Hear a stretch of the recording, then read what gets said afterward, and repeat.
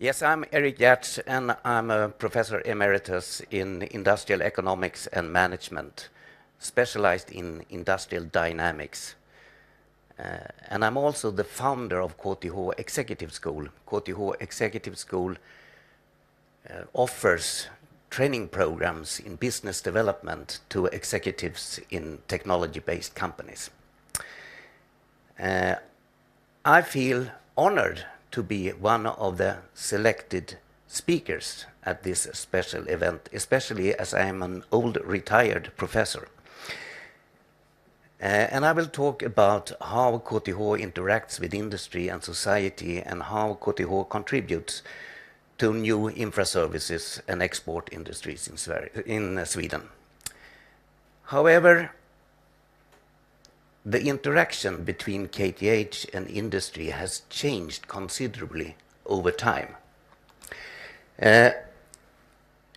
But to make it easy for both me and you, I will simply divide the development into two different phases. The first phase was initiated during the deep depression after World War I. There was a lot of bankruptcies, and a lot of founders lost their companies. They were taken over by a few financial spheres, which became even fewer during the next depression, a decade later. The ownership of Swedish industry thus became extremely concentrated. And the consolidation of the industry was accompanied by a similar consolidation of the infra services in Sweden. Government increased its grip over the infrastructure by the acquisition of all private telephone companies, the nationalization of all private railroads, and the establishment of Vattenfall. Those two consolidations laid the foundation of a truly cooperative society, which flourished after World War II. During that period, which I today then call the first phase, KTH interacted heavily with a few incumbents, public service providers, as well as private companies.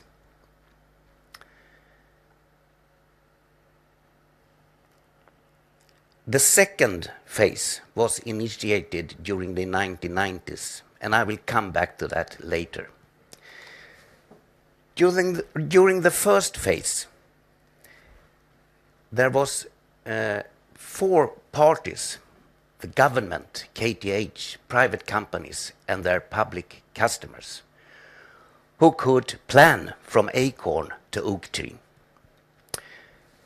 There was an extreme, close and long-term cooperation between companies, private companies like ASEA and their public customer, Vattenfall, or Ericsson and Televerket, Saab and the defense, ASEA and Swedish Rails. This kind of close cooperation between a private company and a public customer has been named developing couples. And of course, government, they financed a lot of extension and expansion and modernization of the Swedish infrastructure, paying money to Vattenfall and Televerket and so on. And of course, they also hoped that the early adoption of new technology on the domestic market should pave the way for future export for the private companies. And of course, this cooperative society also set the scene for KTH in those days. Government funded research at KTH that fitted the needs of the developing couples, the future needs of the developing couples. And KTH also trained engineers that fitted well into the job positions in the same incumbents. You could very well argue that a few incumbents in Sweden in those days controlled a huge part of both the research and the education at KTH. But the situation changed dramatically during the 1990s. And let's have a glance at the ICT sector to understand the transformation.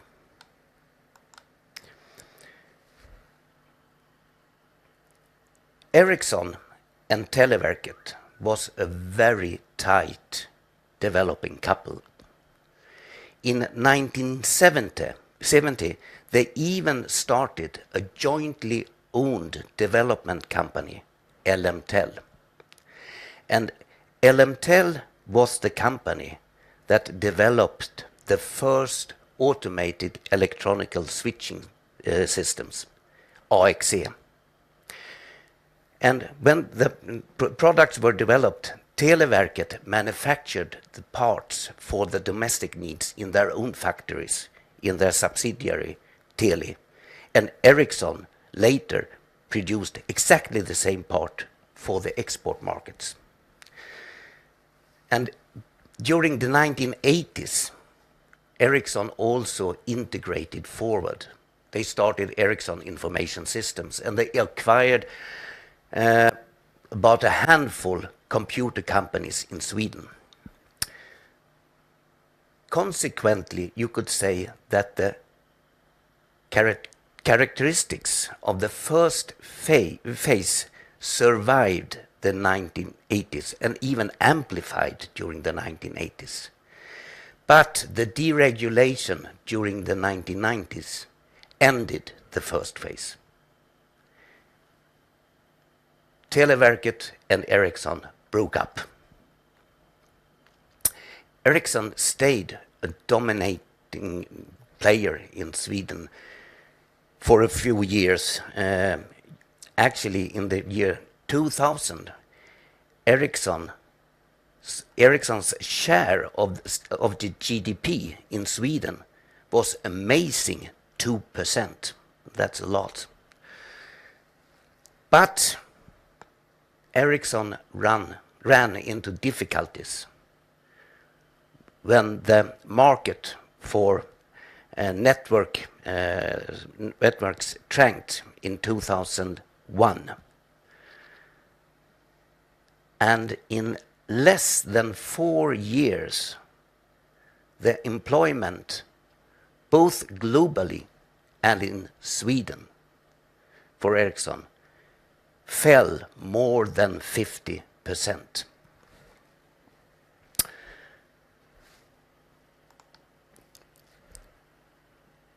But the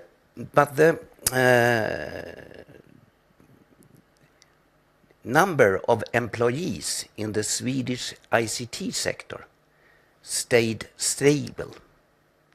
The expertise found new opportunities in other companies, and that gave us a more diversified ICT sector.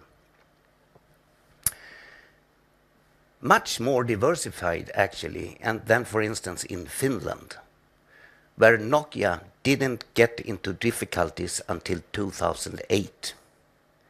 And if you look at the year 2012,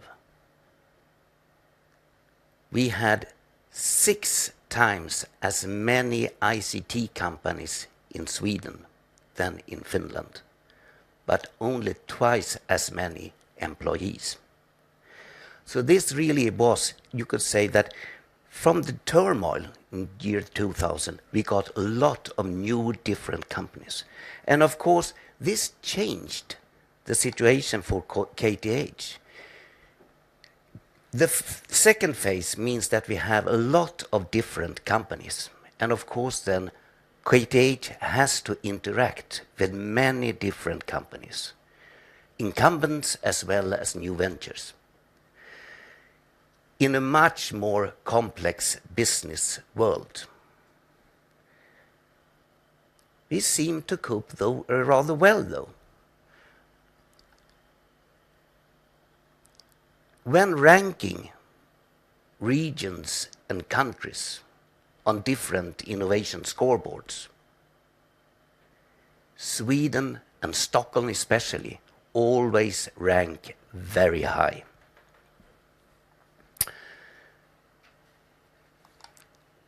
I was vice president at KTH a few years ago, responsible for business liaison.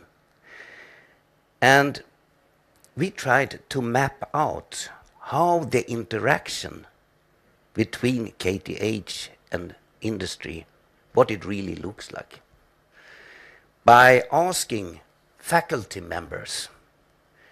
We know that about 25 researchers file around 35 patents each year. And we also know that about half of them are in a commercialization phase a few years later. We also know that about 2/3 of those patents that are in a commercialization phase are sold or transferred or licensed to incumbents of different kinds. But we also spin off around 3 to 4 researcher-owned new ventures per billion Swedish crowns in research expenditures, and that is quite a lot. But those figures doesn't give the full picture of the interaction between KTH and industry. The full picture is much more complex and actually fairly unknown to a university like KTH. Because in Sweden we have a teacher's exemption. That means that it is the individual teachers or researchers who own all the intellectual property rights. Because a university like KTH is a public authority, and public authorities in Sweden are not allowed to do business. And that means that we get very complex business, and actually KTH has no reason to understand what is happening because it's the individuals that do it.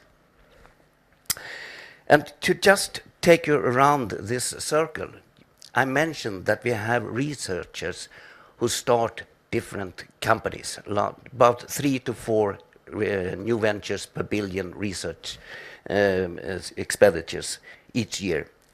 And we also have students or dropouts, like Daniel Ek in Spotify, who start new growth companies. And today we also have a situation where researchers as well as students can get help and support from an innovation office and incubators at campus. However, there are reports saying that it's more common that successful spin-offs comes from incumbents, not seldom with alumni from KTH as co-founders.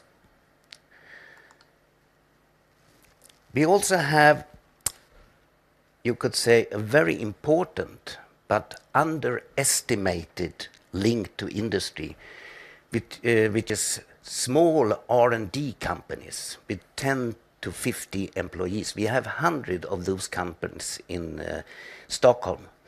And many of them have their background in research at KTH, but then they start working as consultancy companies, making commissioned research for different companies. And they are an extremely important link between, because they keep their contacts with their former colleagues, they are an extremely important link between academic research and industry that no one keeps track of course. We also have here, or at all our campuses, we have more than 50% of all research institutes in Sweden. And of course, the senior staff at the research institutes have very close contacts with the researchers at KTH. And they are definitely another important link to industry, especially for certain industries. We also have research groups who have a lot of commissioned research. And some of them are very clever in doing research and then taking patents and then licensing their patents to different companies for different purposes. But of course, KTH is very seldom a part in those agreements.